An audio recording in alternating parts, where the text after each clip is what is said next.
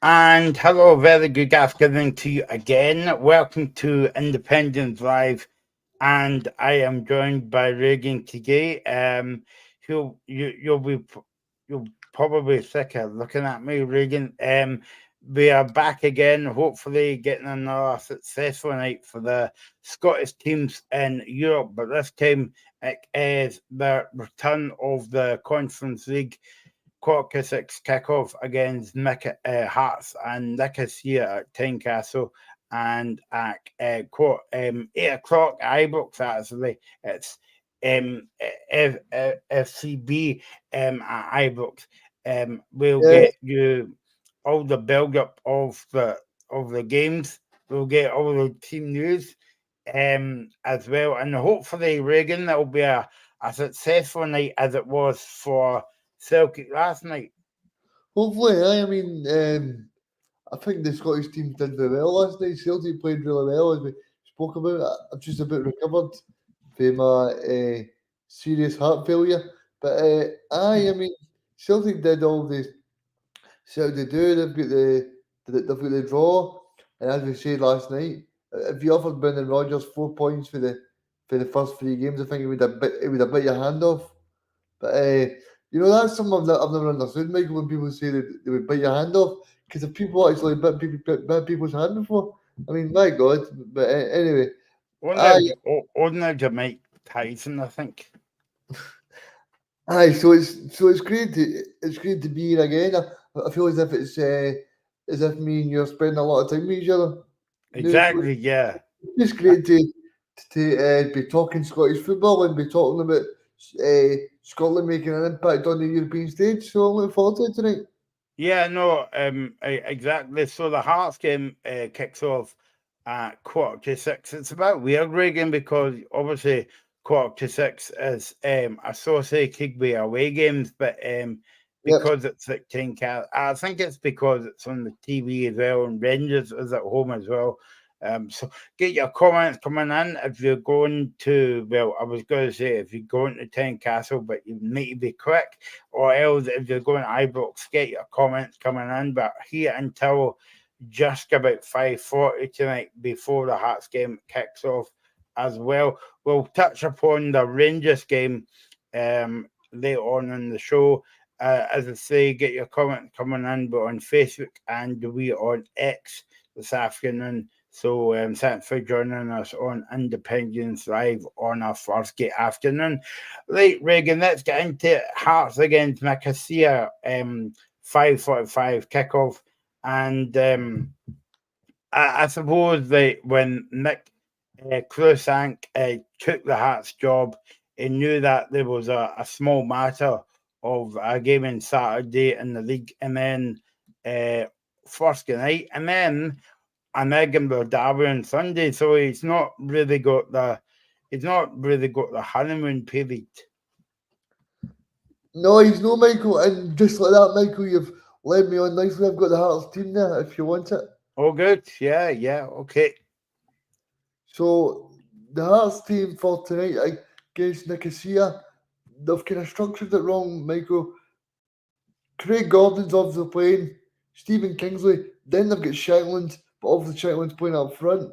Uh, Devlin, Rose, Spittle, Forrest, Boateng, Forrester, Vargas, and the other one is Stephen Kingsley as well. So yeah, that's a pretty strong team. Well, so what do you make of that team, Michael? I'll run through it again. Craig Gordon in goal, uh, Stephen Kingsley, Frankie, Kent, Shankland, Devlin, Rose, Spittle, Forrest, Boateng, Forrester, and Vargas. It's a very it's a very attacking team, Reagan, as well. But I suppose like you've got to be when you're playing against any team in Europe, no matter what level it is. So yeah, I mean that sounds a good team. But as we said last night, I mean it's okay putting a team in paper, but can they go and perform and win the game for Hearts? Yeah, it's all about that. I mean, if you look at the team, I think the only one that they could possibly say that might make it on the pitch instead would be Danda, but I don't know if there's a problem with him or else something up with him. But he's not playing tonight, so it will be interesting to see how that team goes. Yeah, so I think overall, Mike Wang was just great for the manager to get his first 3 points in the bag, 4-0 win at Tynecastle. It was a perfect start, eh? Yeah, no, it was a really good performance on Saturday. Obviously, I just saw the highlights, but it was a good performance because I think when they did that Reagan before a big European game, especially at Assault at Tynecastle. Yeah, they did. I mean, I, I sort of agree with the point that Graham was making the other day in terms of the fact that he played at Tynecastle for his first couple of matches actually might help him. It's not often Graham makes a good point, but he's starting to make some good points here. Yeah, we should try and give him away in holiday more often if he's make good points like that, you know. And I think that as well because he's got these two games at home, that will help him build up the confidence back to the fans because obviously they've had a poor start to the season and you know it's all about winning games. Yeah, and it's all about that manager trying to build trust with the fans and also build trust with the supporters as well. Because as much as Stephen Naismith didn't do too well in his first kind of spell, I wouldn't say this has been an overwhelmingly happy appointment from the Hearts fans. I don't know if you agree, Michael. Um, well, I think it's back to that you're the one Reagan about time will tell, but with that one as well. But as we say, I know it's a common thing on football about a honeymoon period, but you don't get a lot of time in football, as we see No, by you Naismith and all that over the past couple months and couple years as well. no, you don't. You're right. And I think in terms of that, I think it's just an interesting one to see what type of team shows up to the Hearts because if, I think if they're on the ball, I think Graham makes a good point a couple of weeks ago where he said that if this is a Hearts team that is playing well, then this is a match that you expect them to win. So I think it'd be great, Michael, if we got a European results this week of Celtic drawn away to Atalanta side. You've got Hearts winning against Nicosia, and then you've got obviously Rangers hopefully against Bucharest of Romania. Hopefully they can do the job tonight. But yeah, I think it could be an all-round very positive night for Scottish football. Yeah, no, exactly. And it helps as well, Reagan, because Hearts and Rangers that we'll go on to speak about later on, it's both at home as well. Yeah, and like everybody, like it's not just us saying, but everybody loves Tynecastle. The tight atmosphere, the pitch, the way that the Hearts fans make the noise. So I'm hoping that Graham tunes into this and hears this because I'm really positive about Hearts that they can get a result tonight. So I'm interested to see what Graham thinks as well. But no, I'm looking forward to the match, and I'm thinking hopefully it's going to be a positive night for Scottish football. Yeah, let's hear from Mick Cronshaw. He was speaking to the media yesterday ahead of the game. He said, um, he said that it's going to be a real test if you watch the game that they played at the weekend. Nine teams out of 9 times out of 10 they would win the game. They were dominating the game, so we were no flawless by that defeat. They're a strong team, very successful in the league, and not so long ago they grew against Man United. So we know that the task we've got in front on front of us, but I just go off the back of a good win at the weekend.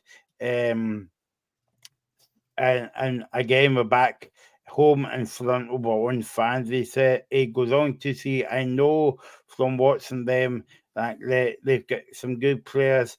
They've got some really good second attacking players. They like to dominate the ball.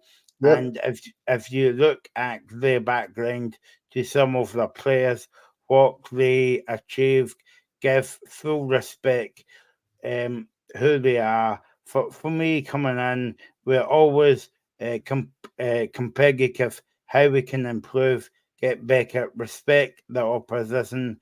But come Thursday night, I'll be down to work, and it's up to us to get a result.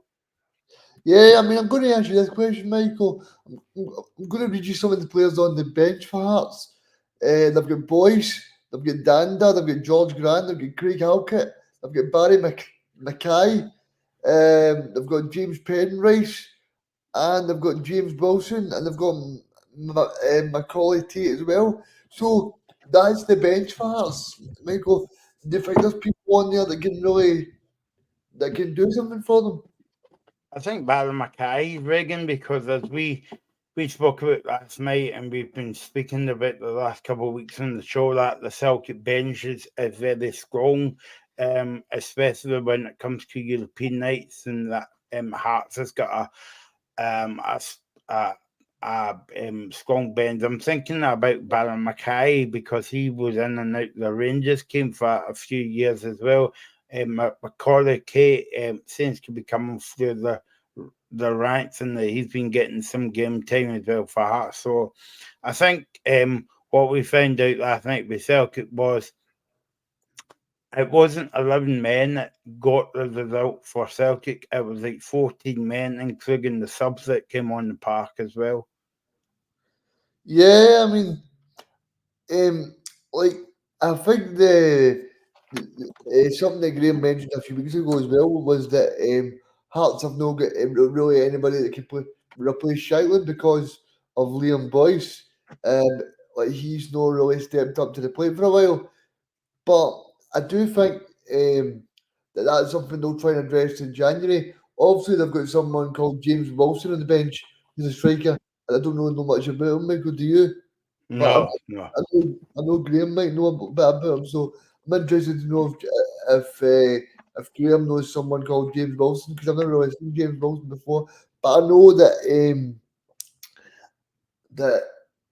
Neil Chrisley, the Hearts manager, he's somebody, Michael, that the Hearts president said that basically they chose him because he's great at developing young players. So that might be something that they've kind of thought, well, if he's going to be good at developing young players, that's why people like Macaulay Tate and obviously James Wilson, as I've spoken about, because I just read you the bench there. So yeah, hopefully the Hearts fans can see some young players being put through, Michael, because how often have we spoken about on this show that Stephen Naismith said, oh, yeah, I can't wait to bring through young players, but how many young players did they actually bring through Hearts? Well, None. yes. See, we are big. The time that you've done the show with me now, Reagan, you'll probably find out that I'm a big advocate of kind of young players coming through the system as well. And people on the show always goes on about well, there's a gulf there between Celtic and Rangers, and there is. To be honest, I don't think in my lifetime nobody will win the league apart from Celtic and Rangers, and that's very sad to see in the football. But in terms of running through young players, you've seen that in the past, Reagan. They've not got any. They don't hold any grudges or whatever, because that young person might have one chance and one chance only to make the mark, and it's good for the Hearts manager to like come out and say that, and for the chairman to kind of like back him as well. So yeah, it's very good to see kind of young people coming through these kind of clubs. I'll help develop them, but also I'll help Scottish football as well and the national team, I would say. I think it's important as well, Michael, to see a pathway for these young players because it's okay me and you saying, well, it's great to have young players in, but see, there's no pathway like there's no been a pathway for people like Dembele or Rocco Vata or John John Kenny at Celtic or even people like that guy at Rangers, Bailey Rice. I mean, people keep telling me that Rangers should go and sign the young man from Motherwell, right? Well, I'll then I'll then ask you the question, right? The Rangers signed a young boy from Motherwell about 2 years ago called Bailey Rice, who's supposed to be on the same tra- tra- trajectory as Lennon is, right? Now, how many times have you seen Bailey Rice play for Rangers? Yeah, I know, I How know. many times has he been And I suppose you could throw into the mix when we're speaking about young players, Sean McGinn. Yeah, and I think that's true because like all of these players need a grounding. Look at Andy Robertson. Andy Robertson Mhm. was not backed by Celtic. John McGinn was not backed by Celtic. Then went to St Mirren. You know, you like if I, see if if someone in my family was to play for Scottish football, Mike, I would say to them, don't go to Celtic or Rangers, don't go to Hearts because really, you need to go somewhere like Motherwell, somewhere that they don't really mind about bringing through young players. Somewhere like Queens Park, where everybody wants young players to do well. Because look how many young players that we've got in Scotland at the moment, right?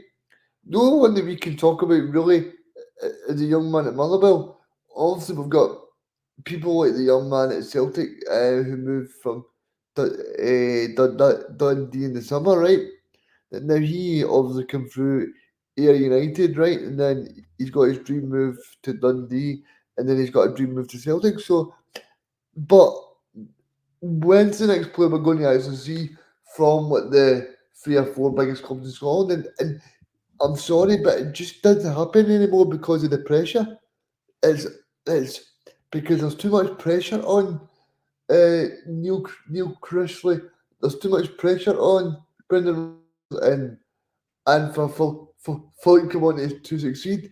Because I'll give you a great example, right? The great example is are you able to imagine, Michael, that say Hearts played Jimmy Wilson up front on Saturday, but they get beat 4-0 by Hibs.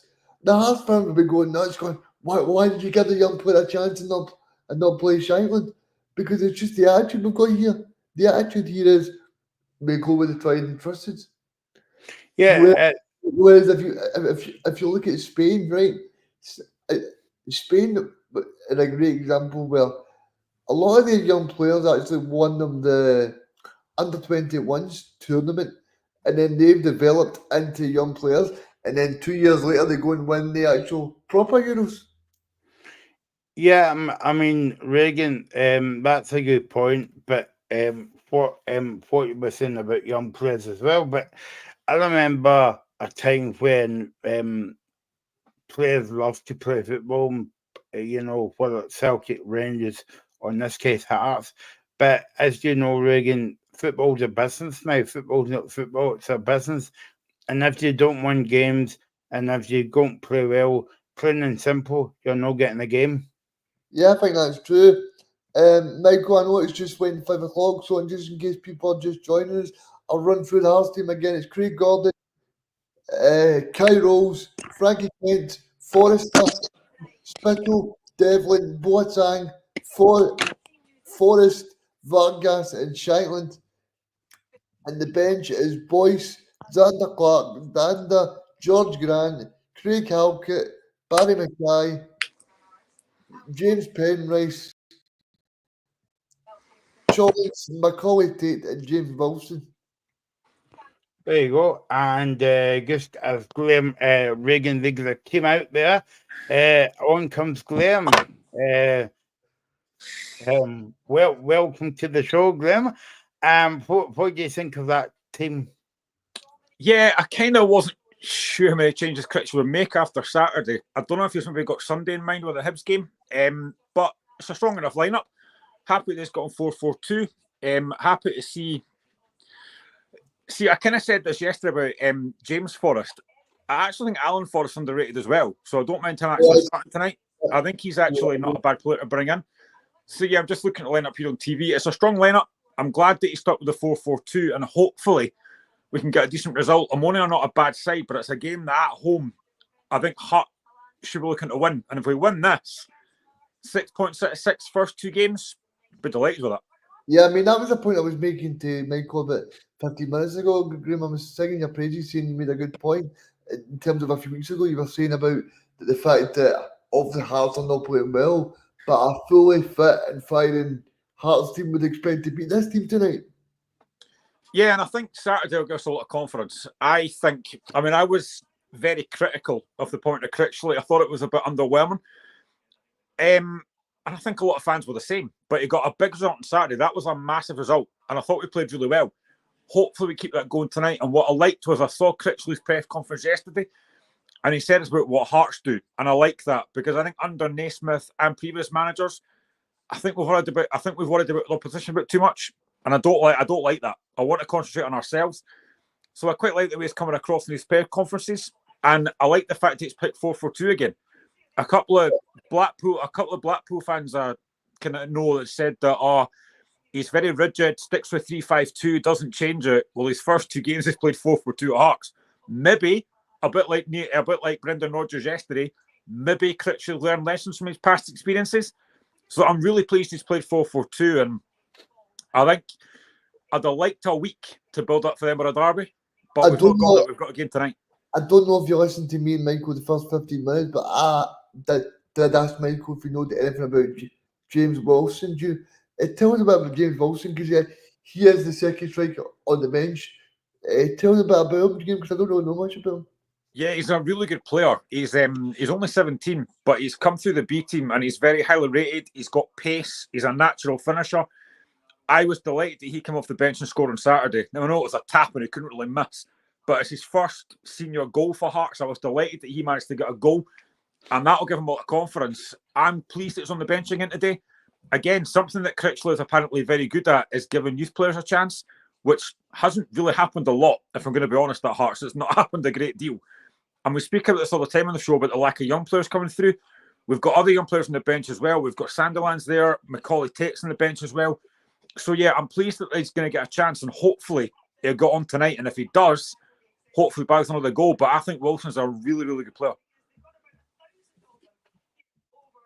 Yeah, no, definitely. It's quite weird, because I was looking at the stats.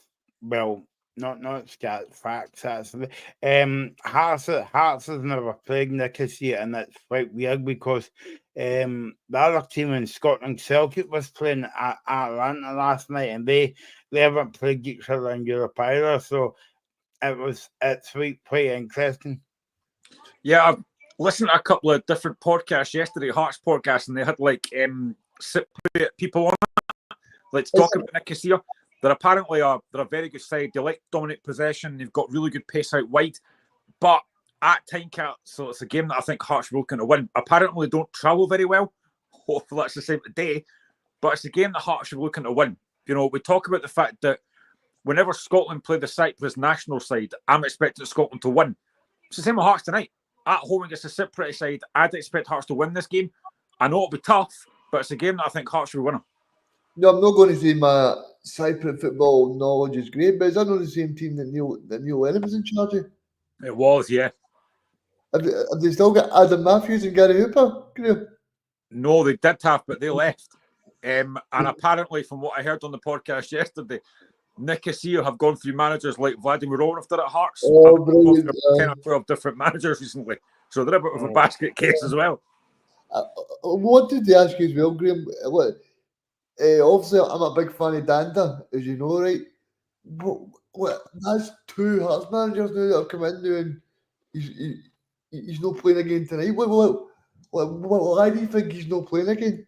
He started on Saturday against St Mirren, and he played very well. But I think, again, it's just I think it's the opposition we're playing. I think, actually, it's purely... I think the changes tonight are based on the game on Sunday, the derby. So the players that are not playing tonight, I think, come straight back in for Sunday. So the likes of Benny, the likes of Oyegoke, the likes of Danda, I think they'll come back in on Sunday. All he's really doing is freshen it up a little bit.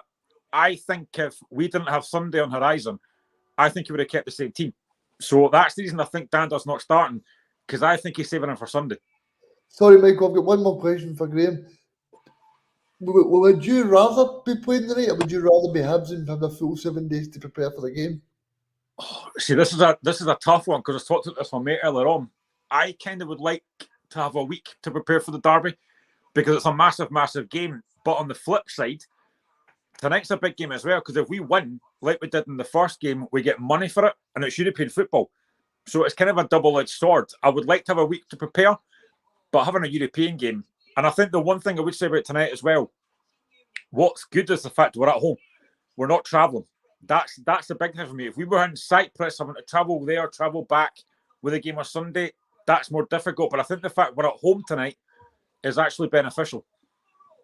How crucial will the fans be tonight, Graham? Because I was saying to Reagan that it was important that you won the weekend against Mirren to get the fans kind of back on side, and obviously you've got the new manager now.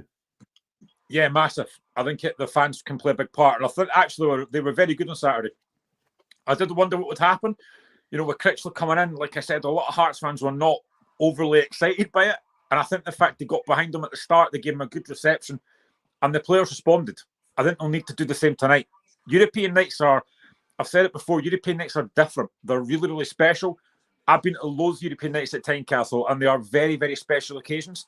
And I think tonight the fans will be up for it, but the players will got to be up for it as well. You know, they've got to take heart from Saturday's game. I know that St Mirren weren't great, but we put in a really good performance. We need that again tonight. And I think I did wonder what the crowd might be like tonight, because it's 5:45 kickoff. It's not the best of times, but it does look like it'll be quite full, which is good to see. Yeah, no, it's a weird kind of time, but I suppose it's good for TV and also Rangers, because it's ugly that no matter who's in Europe, behind Celtic and Rangers, they're always got to play sitting fiddle to them, and I don't think that's right to see, but that's the way it works. I was just going to ask you, Graham, see when you listen to the Cyprus podcast, then who would the same as the big dangers for them? I can't even pronounce the names, to be honest, because they're separate. But there's a couple of guys, their wide players seem to be very, very good. They like to get the ball out wide, and they've got pace out wide. We're going to have to wear that. Now, I think Oyegoke was excellent on Saturday. Adam Forrester, again, a youngster that I do like. He struggled when he came off the bench against Aberdeen a couple of weeks ago. He's going to be up against it tonight, against their pacey wide players. But I think, like I said, it's about what we do. We're at home. We've got to take the game to them, and we've got to be good in possession. But I think it will be difficult. You know, I don't think I'm going to travel that well, but it will be difficult. But at Tynecastle, honestly, this is a game that I think Hearts are looking forward to winning. And if we get 6 points out of 6, we've got another home game to come in this against Petrol Cub, who are a top 5 team. If we get 9 points, I think we're going to qualify, which would be absolutely fantastic. I prefer diesel, Graham, no petrol. and to be honest, this is the first game Hearts, well, since being knocked out the Europa League, but this is the first time that Tynecastle's got to be full, because on match day 1, obviously they were playing behind closed doors, and it was a brilliant performance. Yeah, that was quite surreal, playing behind closed doors, like no fans, that you couldn't hear anything. That was like COVID. You could hear the players talking. It was a really weird experience. But yeah, tonight will be completely different, and we do have difficult games to come. We've got away games against Cercle Bruges and Copenhagen, who I don't think were great against Kilmarnock, neither of them. So that, again, they're games that maybe Hearts could go to and think, maybe get a point out of these 2 games. But it's the home games we have to win. win tonight and then beat Petrol Cup later on, if we get 9 points out of those 3 home games, I think that pretty much puts us in the playoff, which would be fantastic for Hearts. You know, and it's weird because, like, again, sometimes your league form is really poor, but your cup form is really good. It's the same with Hearts. Our European performances might actually be better than our league form. See, I think that's why something like the Conference League is actually very good, Graham, because no disrespect to like Hearts or Aberdeen, but I think with the finances and the level of football, I don't think you can really go that far in the proper Champions League or Europa League, but I think the Conference League kind of opens that kind of door. Yeah, that's what I said last night, that I like the new setup of the Champions League. It's the same with the Conference League, Europa League. It's actually a good thing. And if we were to get European football after Christmas, that would be fantastic for us. But then, might it be to the detriment of the league? Because I've seen so many times, not just Hearts, but other Scottish clubs, where European games do have an effect on the league form. I hope that's not going to be the case this time. But the further we get in Europe, the more money we get. It's fantastic. It really would be brilliant for Hearts if we can get a little bit further in Europe. But we've seen what happened with Kilmarnock. They got knocked out of Europe and their form has been better. So, yeah, it's a difficult one. But I think the Conference League is set up for us to do quite well. Hopefully. And I know you were saying about getting out of a group, and that would be brilliant for Hearts, but also, Regan, it would be good for Scottish football because we're always kind of like depending on, well, not depending on, Celtic and Rangers or every season, but it's just nice to see another team outside the kind of like goldfish bowl sometimes. Yeah, it's good. It's Aberdeen did themselves proud last year as well. They beat Frankfurt, even though they were sitting about 9th in the Scottish Premier League. So I think Graham's got a fair point in that. I think it's just good to see them doing very well, because at the end of the day, what is as both you and Graham know, the coefficient table's not looking too good. So if we can get as many wins as possible, then that would be better for Scotland. So something I asked you though, Michael, about 10 minutes ago, was about the young players. I think the fact that Neil Critchley's playing that Forrester, and he's got maybe Tate on the bench, and he's got James Wilson. I listened to the press conference for Andrew McKinley, the CEO of Hearts, Graham, and he basically said that the big driver behind appointing Critchley was the fact that he popped up well during the data because of his work with very young players.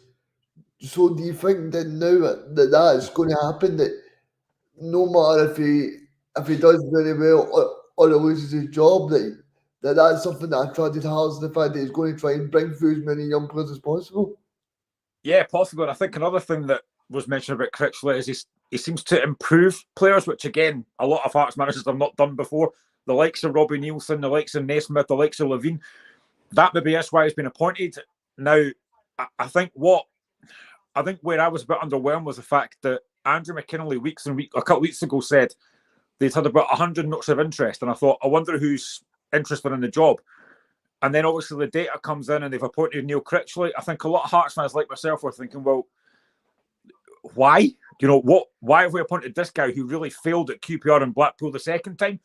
But I said it before, you have to get behind the guy. And I think the fact that he is playing young players, the fact he does improve players is probably why he's here. But I've just noticed on my screen just now, Lawrence Shanklin's on the screen just now, and that's another thing I want to touch on as well. He got a lot of stick after Saturday from Hearts fans saying that he didn't look interested. Shanklin made the first goal for Vargas. It was his ball that played Vargas in for the first goal. The second goal, when Oyegoke scored, you could see Shanklin was delighted with that. I think a lot of Hearts fans are looking at the fact that he got taken off and went down the tunnel thinking, Shanklin's not interested. That's not the case. Shanklin had a hamstring injury. He's just come back after injury. He pulled out the Scotland squad. I think Hearts fans are reading too much into it. Shanklin, for me, is still our best player, our top striker. And I wouldn't be surprised if he scored tonight.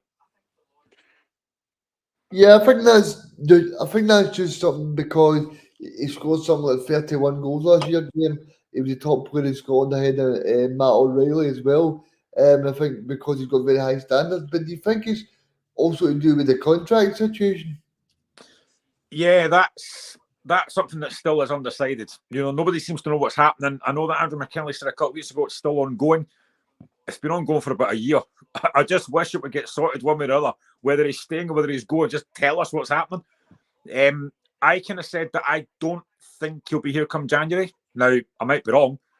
And I'm sure the stories will come up again about Rangers in for him. But yeah, I think this needs to get sorted one way or the other. Because it must be playing on his mind as well about what's happening. Because the only folk that know what's happening are Shankland and Harks. But then also I think that's a bad move for the club, because surely if they knew that he was going to go in January, surely they would sign him up in the summer and say, look, if you're going to go, then we'll sign you on a year's contract so that somebody at least needs to pay some money. Yeah, exactly. I knew that he wouldn't go in the summer. I was always confident he wouldn't go in the summer. But I was hoping that at some point over the summer it would have come out, look, he signed a new contract, another year or whatever. But the fact that it's been so quiet, nobody said anything. It is a little bit concerning because, again, a lot of Hearts fans are thinking, right, is he staying, is he going, what's happening? It'd be nice if it would get sorted out one way or the other so we know what's going to happen. Because if he is going to go, he has to be replaced. And of course, how do you replace a guy that got 31 goals last season? Very difficult. And I think as well, Graham, it's okay saying how do you replace him, but you want to get value for that player as well. It's okay you going, well, they're going to let him go in January, but you don't want to let him go for no money. Yeah, I mean, last season, 31 goals. I was talking about like maybe 4 or 5 million. Now he's not quite. Now he's not quite at that level he was last season. That's probably gone down a little bit. I just want it sorted. Yeah, because the obvious thing that I always said that's why Celtic always sell a player in the middle of their peak value, because if you look at Rangers when they lost the European final, that's when Rangers should have sold Tavernier, they should have sold Ryan Kent, they should have sold Morelos, because see all the trouble that they're in financially at the moment. They could have got a lot of money for Tavernier, they could have got a lot of money for Ryan Kent, but now Ryan Kent's went a free transfer to Fenerbahce, and then Fenerbahce have just let him go. But that's where all these clubs need to be sensible and say, because it's okay, for instance, it's okay you saying, Graham, we'll try and keep Shannon for another year, but then also you don't want to set the club back, because then you've got a guy that scored 31 goals last year and he's potentially going to go to a Scottish rival or an English rival for next to no money. Yeah, I mean, Andrew McKinley said months and months ago that they'd offered Shankland the best deal they can give him. Now, I think they've tried to get out on the table again and do another contract. I don't know what it is, but I really hope that this is sorted out soon, so we know one way or the other what's happening. Because, and again, the whole reason this analytic thing coming, and again, that's not been confirmed yet either about Tony Bloom stuff. That's not been confirmed if that's happening or not. I think it is, but it's not been confirmed yet. So I'm intrigued to see what's going to happen. I know it's a while away yet, but in January, because the whole point of bringing them in is to get us to sign some decent players who we can sign for maybe 2 or 3 years and then sell for a profit. Hope that happens, but we haven't heard anything yet. But Shankland's the one that I think we're all looking at and going, right, we need to get this sorted sooner rather than later, because it is dragging on. Graham, obviously, when the manager was announced on Friday, you were sunning yourself elsewhere, so I never had a chance to ask you this question about the analytics and all that. Are you and maybe a lot of Hearts fans and maybe a lot of football fans in general are buying into this? Do you not feel as though football's like turning into a computer game sometimes? Because it's a bit like YouTube, right? See if you see Hearts are signing a good player on YouTube, they're not going to show you the worst bits. They're just going to show you the brilliant goals that he scores.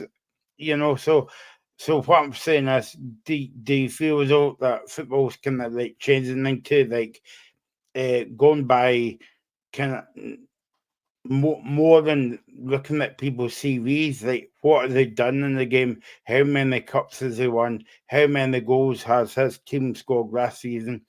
how many pies are they after? You know what I mean? All that kind of stuff. And I don't know about you, but I mean, maybe it's a wee bit early, but I kind of don't like it. I don't know about you or Reagan, but I feel as though it's a bit weird. Listen, if it worked for Hearts, brilliant, but I mean, I don't really, I'm not keen on it. Yeah, I mean, if you're going for a job somewhere else, then you put your CV in, and then it's the best person for that job. And obviously, you do interviews and stuff, and then decide who's going to be best for the job. But it does feel that, using this analytics stuff, and I am wary of it. And I think the fact that Critchley's now in is a bit of a concern, because I'm thinking, right, you had over 100 notes of interest, and you've got Neil Critchley in. Now, listen, I have to back him as a Hearts fan, and I will. But it does feel that it is a bit of a strange one, because I would have thought that the 100 notes of interest, you whittle that down to a fair amount, and then you interview folk, and who's the best person for the job. Now, on Friday, I was on the train going to Milton Keynes, and I've got like notifications on my phone for different stuff, and it came through that we were maybe going to get Per-Mathias Høgmo from Norway, who'd managed Norway national side. He managed a few teams in Norway, and I thought, right, fair enough. And then as soon as it came in, that about half an hour later or an hour later, it came on my phone that, he's not taking it. I knew it was going to be Critchley, because it said it was between Critchley and Høgmo. As soon as it wasn't Høgmo, I knew it was going to be Critchley. Now, I am hoping that this is the right appointment. And after Saturday, it was a great start, but he needs to build on that now. I mean, the thing is, if we get beat tonight, folk will then say, oh, well, we got beat on Saturday. We beat on Saturday because St Mirren were just rubbish. I hope that doesn't happen. I think this is a big, big test for Critchley tonight. And I know. Another thing I did notice, Graham, sorry to put in there, but I did notice that the manager, Critchley, mentioned working alongside the new guy that hasn't brought in for the SFA, because the new guy for the SFA is going to lead on transfers and stuff. Like, are you a fan of the kind of director of football model? Are you happy that they're bringing the guy in for the SFA? Yeah, I don't mind that. I think Graham Jones is pretty experienced. He seems to know what he's doing. The one thing I do like as well, and I don't think I'll be saying this, but the one thing I do like is the fact that he's also made Liam Fox an assistant coach rather than go back to the B team, because Fox knows the players. He knows the team. He's been with them the last few weeks when he did it with manager. So I quite like the fact that Critchley's gone, do you know what? I'm going to keep you on my backroom staff because you know what's happening. So I do like that. Graham Jones, very experienced. The director of football role, I think, does work at some clubs. This is what I said weeks ago as well. All this talk from pundits and stuff about Derek McInnes. Derek McInnes would not work under a sporting director. That's been said numerous times. So all these people, all these expert pundits saying, go and get Derek McInnes. Derek McInnes wouldn't work under a sporting director. It's quite simple. Who are these expert pundits, Graham? Because they definitely know me and Michael. Me and Michael are hopeless. Well, one of them's on TNT Sports tonight. So I wonder who that is. I wonder who that is. An expert pundit in Scottish football. There's no many names. No, they're all on this show. No, yeah, exactly. That's why they can't go on the TV. No, I mean, I suppose if it doesn't work out for Hearts, right, and obviously you hate me for saying that and all that, but if it doesn't go well, then the Hearts fan will say, well, that's the data analysis that didn't work. Put that in the bin. Yeah, that is the worry. This is why I think they have. I said it weeks and weeks ago after Naismith got sacked. He has to get this appointment right. Now we hope we have. And I know that on Friday we spoke about it, and Reagan said that if he doesn't get results, then he'll be out the door. But I do still think he needs time. He needs a decent couple of transfer windows to get it right, to get his own team in. I still believe, and I will say this again, I still believe we've got a very, very good side there. And I don't think we'll be in the bottom two coming into the season. I think we've got a far better squad than half these teams in the league. But it is weird because, I honestly don't believe if you asked 100 folk at the start of the season,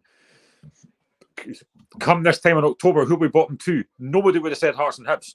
But then that's just football. That's the way it's working just now. I'm looking forward to tonight. I think it should be a decent game.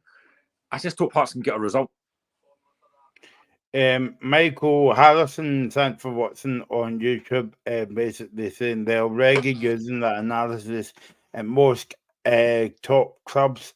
Bloom, you know, so yeah, I just don't like it, guys. You know, maybe it'll come Google or whatever, but I mean, you know, what happened to the Google Fast and Football where you just go out in the park and play football, never mind about the goals you scored and all that. I get it, like we've got to move forward with the times. I do understand what you mean, Michael, in terms of that there's no better way to see a player in the flesh. Yeah. And see what you like, and you can tell if a player's rubbish when you see him. But that's when a manager's a bit different because you don't see a manager going on the park and scoring a hat trick.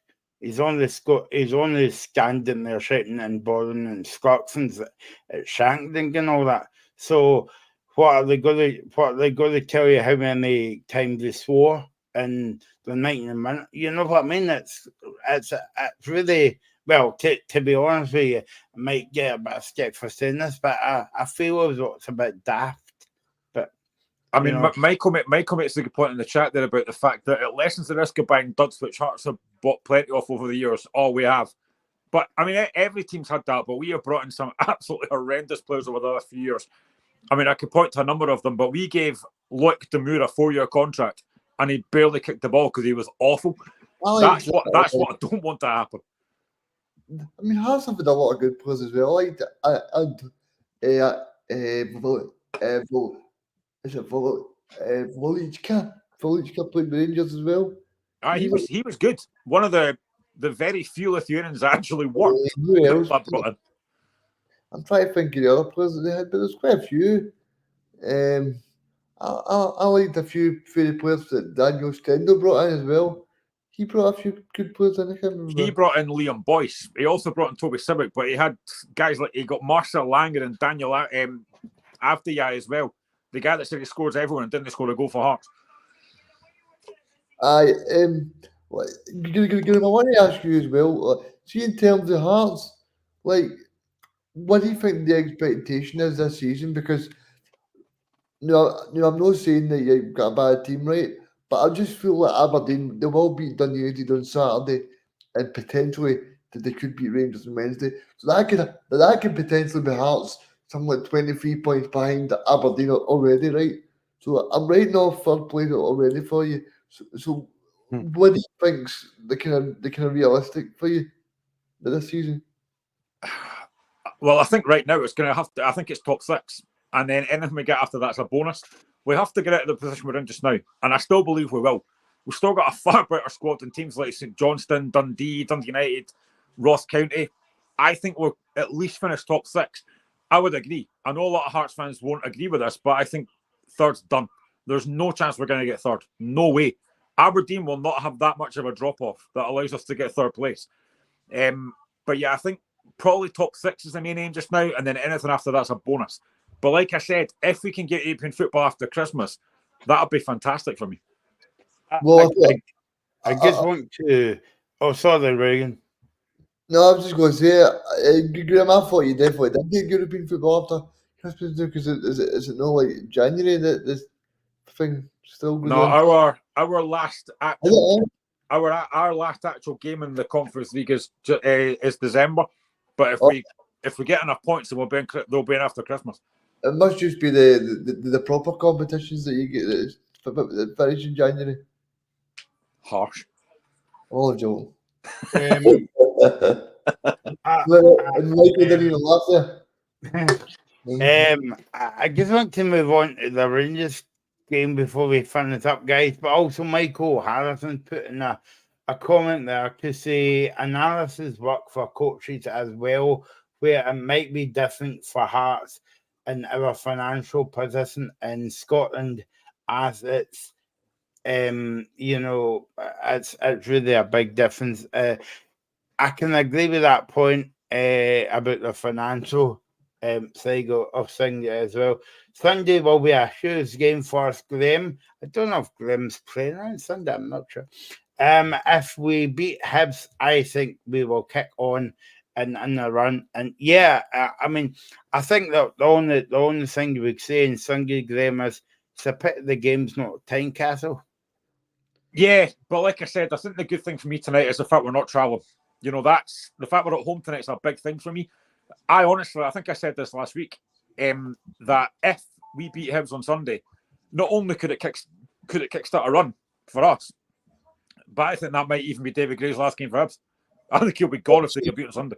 I think so. I think he'll be a goner, and I think that goes back to the point that you said there, Graham, about that Neil Critchley needs a few transfer windows.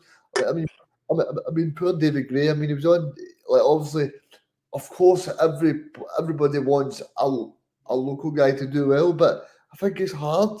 Like, of course, the pressure, but as I said to you every single time I hear about this, it was never going to work when the hierarchy said, "Oh, we wanted to bring in someone else." Yeah, if you've got a split in the boardroom, that's never a good thing. If they're not all in unison, then that's never a good thing. And I did think it was too early for David Gray, but I think I said this to Mikey as well, the fact that if David Gray wasn't a Hibs legend, it might be different. But I think the fact that he scored that goal that won him the cup, that might buy him more time. But honestly, I just think if they get beat on Sunday, I think his time will be up.